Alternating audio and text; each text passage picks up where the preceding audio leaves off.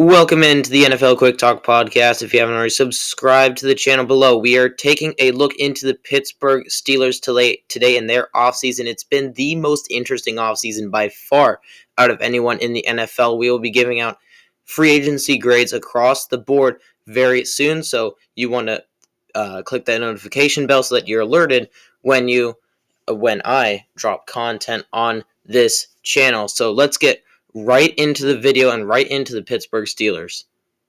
Now, the Pittsburgh Steelers are one of the most interesting offseason tales as of yet. You can argue for the Patriots, you can argue for the Commanders with the exciting things that they've done, but the Steelers have really got into places where they haven't gone before. They haven't done this sort of stuff before. Make 3 trades in a week, sign big money contracts out to players of all places in Baltimore. Let's get right into it here. They signed Russell Wilson to a $1.21 million deal. At the time, Kenny Pickett's cap hit was 3 times as much as Russell Wilson's will be this year. Kenny Pickett had a $3 million cap hit, to my knowledge, and this is really low risk for the Steelers. It means everything. They really have Russell Wilson in the place where they need him to be. Russell Wilson, this is a prove it year for him. If he doesn't perform this year, he's going to be out of the league. No one will want him at all if he doesn't perform, because that'll make it 4 straight years that he hasn't performed. Likewise, if he does perform to the 9-time Pro Bowl caliber player that he is, to the Super Bowl champion that he is, the Steelers can just bring him back again on another very small deal, because the Broncos will be paying Russell Wilson over $30 million for the next couple years. So cost won't be an issue with Russell Wilson, and really the ball is in Russell Wilson's court. He has to perform in order to prolong his career. Next, the Pittsburgh Steelers signed star linebacker Patrick Queen to a 3-year, $41 million deal. First of all, this is the highest deal. This is the most pricey deal that the Steelers have ever signed a player to. They've been really stingy with their money and free agents, really, unless they've been in the building. All of their biggest contracts have come to players that have deserved extensions. Go back to Ben Roethlisberger. You go to players like Antonio Brown. These guys have been the guys that have gotten the extensions and the big money in Pittsburgh. It hasn't been guys like Patrick Queen. It hasn't been guys that they've needed to get that just haven't been in the building before.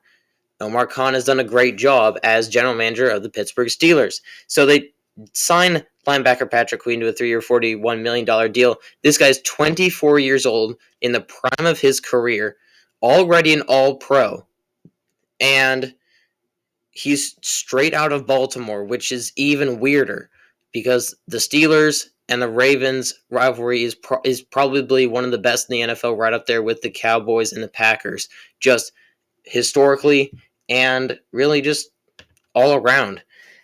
And he says that he wants to be the villain now. He's really embracing the villain role. He's been trolling all over Baltimore recently, and Baltimore fans that have just lashed out at him for really no reason other than he signed with Pittsburgh. I mean, he gave him 4 really solid years, an all-pro year, a Pro Bowl year, and he's been phenomenal for the Ravens.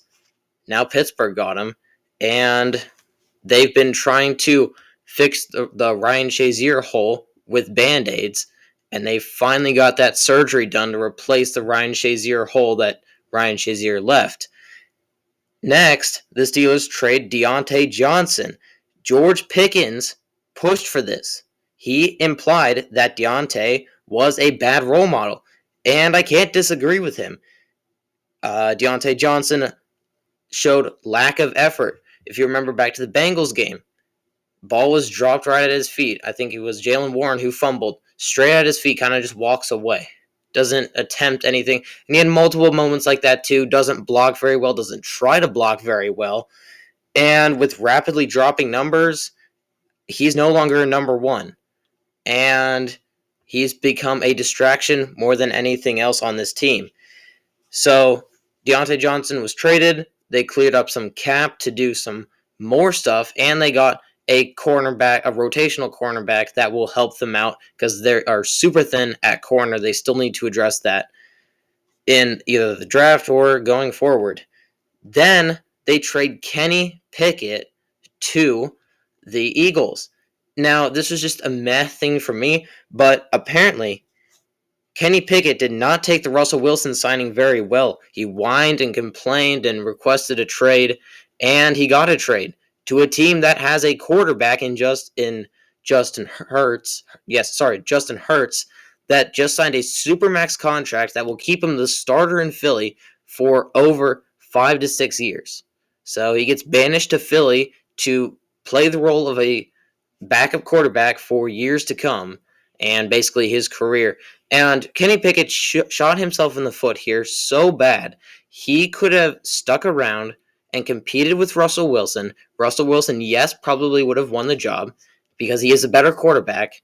But there is an excellent chance that Russell Wilson doesn't work out here. He has had 3 bad years, just flat out bad years. Last year was a bit of an uptick in production for Russell Wilson, but the past 3 years, he's just not been a good quarterback. And if he keeps going like that, Kenny Pickett can sure as heck take the job away from him. Excuse me. So why don't you just stay and just fight it out? But he doesn't do that. Now he gets traded to a team that already has an established star at quarterback. And, if Russ doesn't work out, then he's just the quarterback next year. He's just the quarterback in a couple weeks when Russ just fails out, But Kenny Pickett didn't want that, whined and complained, and found himself on the Philadelphia Eagles. And now we come to today's news, really the reason why I made a video today. The Steelers traded for Justin Fields. They completely fleeced the Bears. They gave up a 6th-round pick in the 2025 NFL Draft to get a starting NFL quarterback that has started for 3 years. A lot of upside, a lot of downside as well. He is a turnover-prone machine. And really the worst-case scenario here is that you have an NFL, just a top 3 backup in the league, and you just, that's the worst-case scenario. The best-case scenario, he comes in after Russ. He learns from Russell Wilson, and having good, really, really good coaches like the Steelers do, and having weapons like the Steelers do, he comes in and thrives. That's the best case scenario for him. The worst case scenario is that he's the best backup in the league.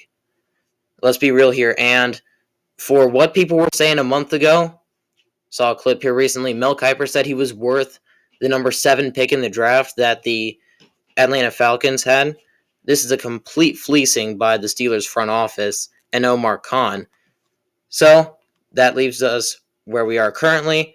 Thank you for watching the video. If you like the content, subscribe to the channel, like the video. Let me know your thoughts in the comments. Name me another team that you would like a similar video about, and I will be doing NFL